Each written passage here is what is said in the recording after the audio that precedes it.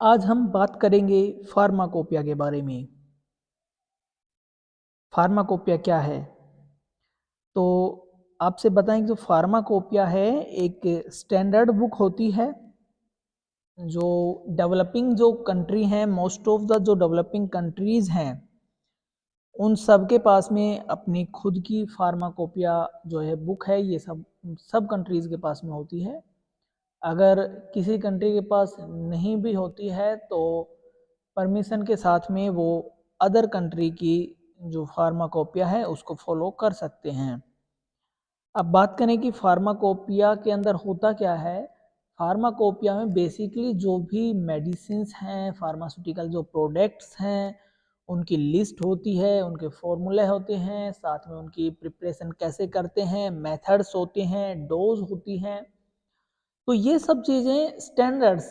देखिए हम कोई भी जो रेसिपी मान लीजिए कुछ भी बनाते हैं तो उसके लिए एक स्टैंडर्ड फॉर्मूला, उसके जो स्टैंडर्ड मेथड्स हैं उन सबको फॉलो करना ज़रूरी होता है। तो उसके लिए जो रेस्पेक्टिव जो गवर्नमेंट्स होती हैं, यानी जिस भी देश की हम बात करेंगे वो पर्टिकुलर उस देश की जो गवर्नमेंट है उस गवर्नमेंट के द्वारा स्टैंडर्ड्स मतलब कि पैमाने तय किए जाते हैं। कोई भी ड्रग्स की मैन्युफैक्चरिंग करने के लिए किस कंडीशन में बनाई जाती हैं, किन किन मेथड्स का यूज किया जाता है, तो ये सब चीज़ें उसमें इंक्लूड की जाती हैं। तो अगर हम अकॉर्डिंग टू डेफिनेशन देखें तो क्या होता है, देखिए कि फार्माकोपिया एक ऑफिशियल स्टैंडर्ड बुक होती है। क्या होती है? एक ऑफिशियल स्टैंडर्ड बुक होती है containing the list of medicinal substances, drugs, pharmaceuticals, their formula, identification, standardization, ये सब उसके अंदर इंक्लूड किए जाते हैं। डोज किस प्रकार से देनी है, कितनी मात्रा में हमने उसको प्रिस्क्राइब करना है, ये सब चीज़ें उसमें लिखी गई होती हैं। जो फार्माकोपिया जो एक वर्ड है ये डिराइव हुआ है एक दो ग्रीक वर्ड से। ठीक है, जो फार्माकोपिया जो कंप्लीट वर्ड है ये दो ग्रीक भाषा के, ग्रीक एक लैंग्वेज है, उस ग्रीक लैंग्वेज से डिराइव हुए हैं।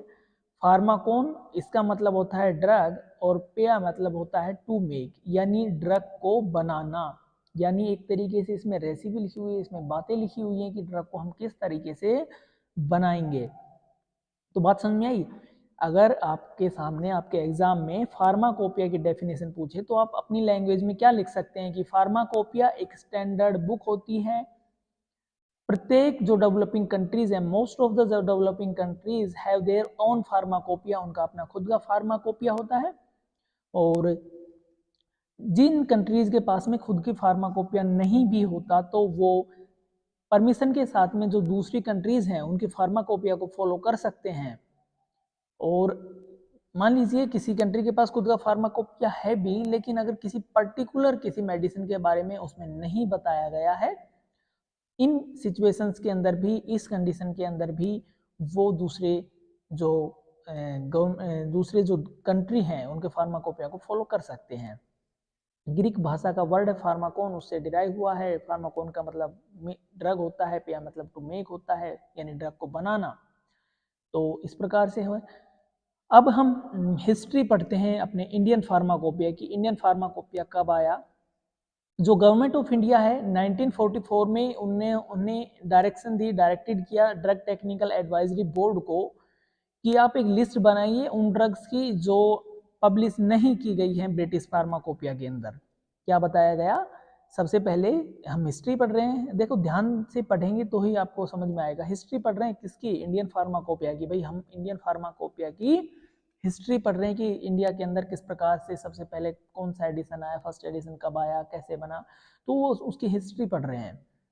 जो इंडियन फार्माकोपिया है, जो गवर्नमेंट ऑफ इंडिया है, उन्होंने डायरेक्टेड किया ड्रग टेक्निकल एडवाइजरी बोर्ड को कि आप लिस्ट तैयार करिए उन ड्रग्स की जो ब्रिटिश फार्माकोपिया में इंक्लूड नहीं की गई है। आपको पता है 1944 के अंदर हमारे यहाँ पे ब्रिटिश रूल था, तो उन्होंने ऐसा किया कि जो दवाएं, जो ड्रग्स किस में इंक्लूड नहीं है, ब्रिटिश फार्माकोपिया में इंक्लूड नहीं है, उनको आप एक लिस्ट तैयार कर लीजिए।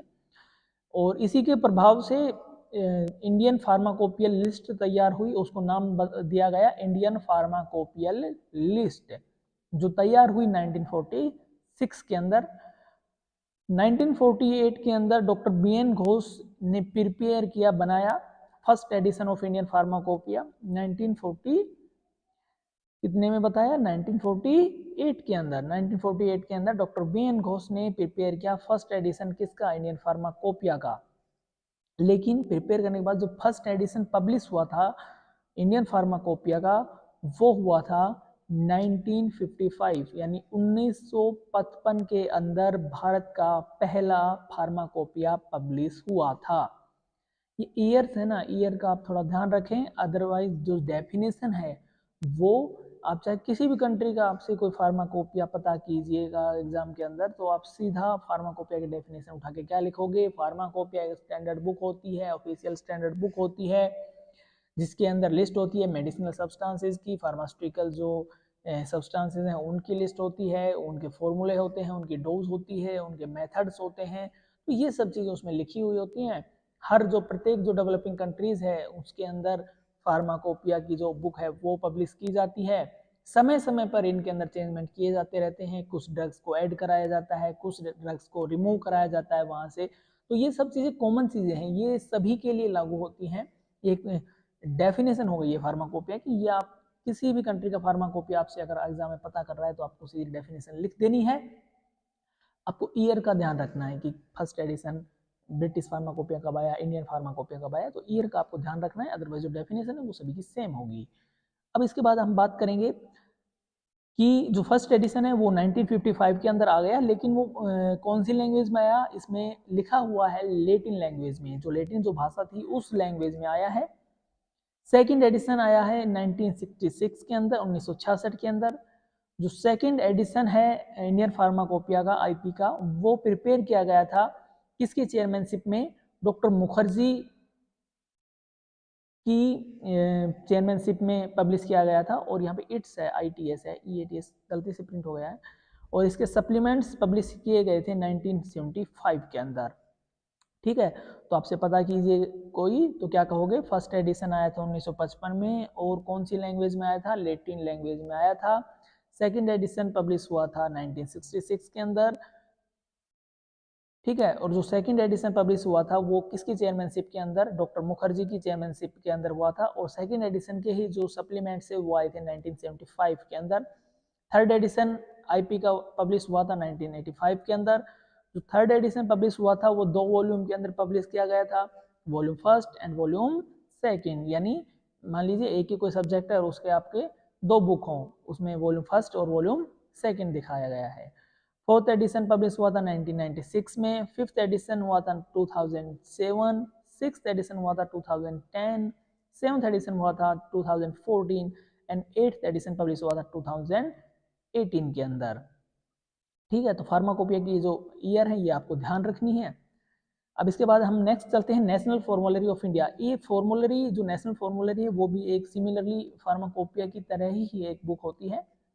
इसके अंदर क्या लिखा हुआ है कि जो नेशनल फॉर्मूलरी ऑफ इंडिया है उसके बारे में बात करें तो national formulary of India publish हुई थी गाइडेंस करने के लिए, मतलब कि कुछ गाइड करने के लिए किनको, मेडिकल जो प्रैक्टिशनर होते हैं, मेडिकल स्टूडेंट होते हैं, फार्मासिस्ट होते हैं, उनको गाइड करने के लिए पब्लिश की गई थी national formulary of India.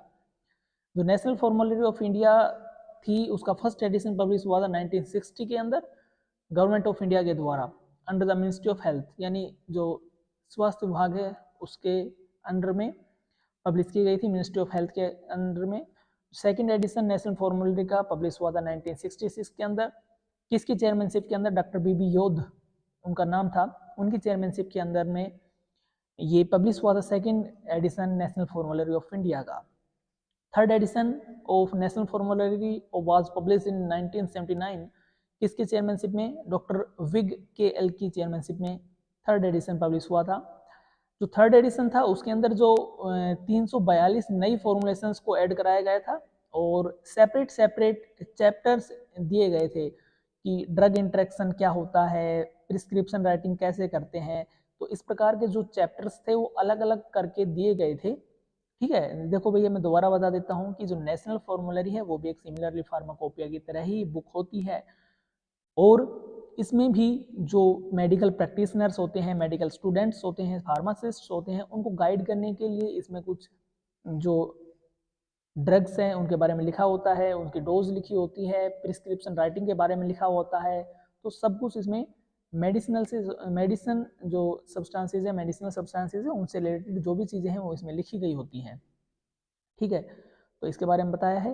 Pharmacopoeia अगर आपसे किसी भी कंट्री का पता कर रहा है तो आपको सीधी सी सिंपल डेफिनेशन लिखनी है कि फार्माकोपिया एक ऑफिशियल स्टैंडर्ड बुक होती है जिसके अंदर लिस्ट होती है मेडिसिनल सब्सटेंसेज की। तो इस प्रकार से जो डेफिनेशन है वो सभी की सेम रहेगी और जो ईयर है उनके अंदर चेंजमेंट आता है। ठीक है,